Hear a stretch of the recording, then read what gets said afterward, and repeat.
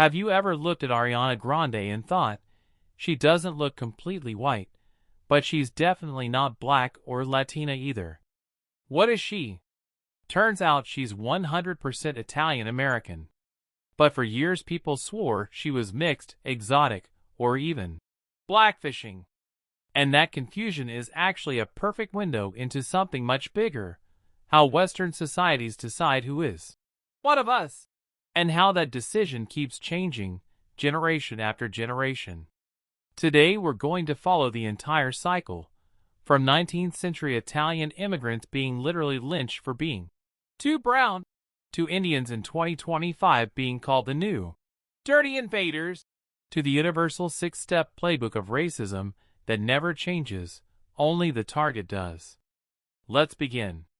Ariana Grande is half Sicilian, half Abruzzese, two regions in southern Italy where people historically have olive or even brown skin, dark hair, and features shaped by centuries of Greek, Arab, and North African mixing.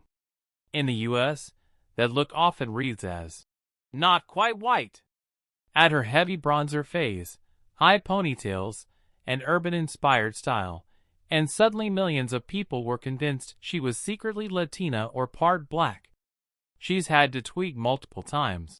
Guys, I'm Italian. That's it. But here's the wild part. 130 years ago, Southern Italians, like her ancestors, were not considered white at all in America. Between 1880 and 1920, millions of Sicilians and Neapolitans arrived in the U.S. Newspapers called them swarthy half-Negro, or the Chinese of Europe. In 1891, 11 Sicilians were lynched in New Orleans, the largest mass lynching in American history, because people believed they were racially inferior criminals. Scientific racists ranked them barely above black people and far below Nordics. Fast forward to 2025, and nobody would dare call an Italian American non-white. So what changed? Everything and nothing. Here's the timeline almost every immigrant group has followed in the West. Irish in the 1840s, 1880s drawn as apes, called drunken animals.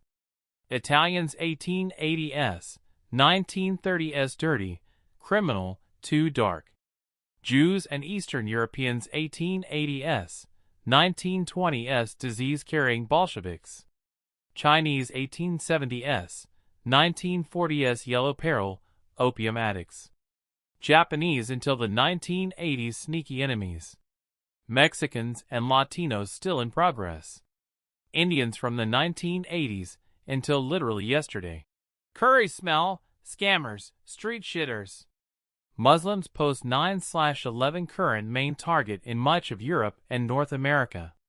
Every single time, the insults are different words, but the same 6 themes. The universal 6-step playbook of racism. Step 1. Compare them to savage outsiders.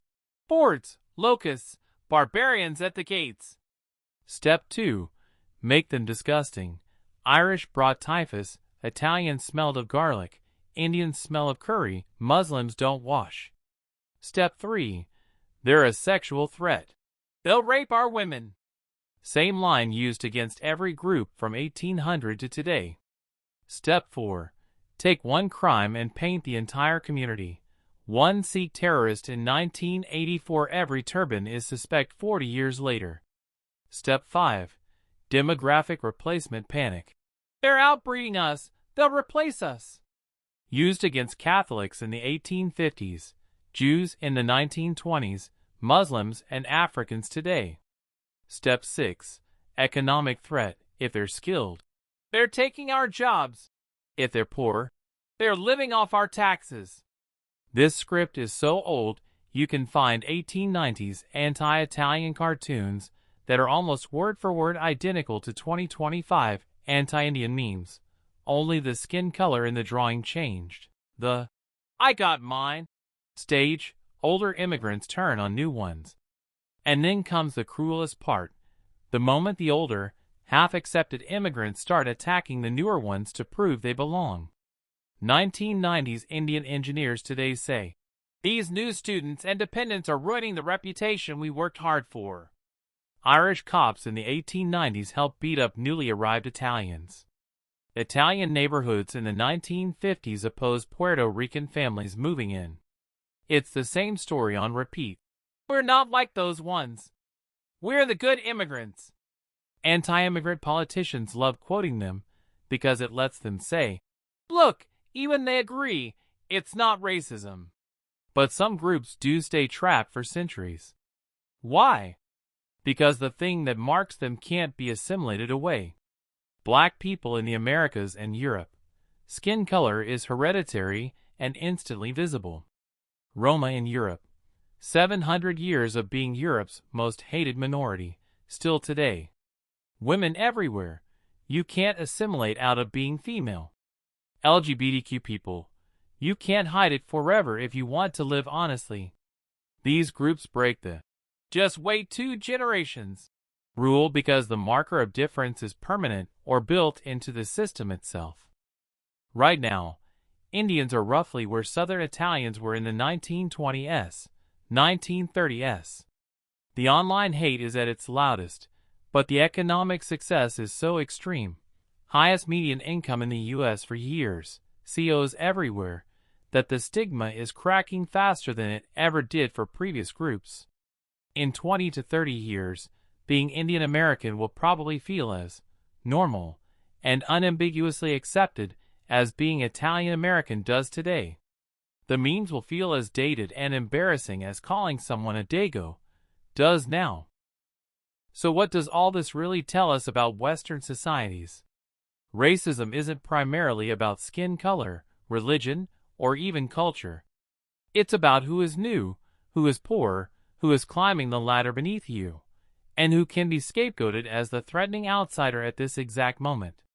Whiteness and belonging are not biological facts. They're a social club that keeps expanding its membership. Once the older members feel secure and a new group shows up at the bottom to take the punches.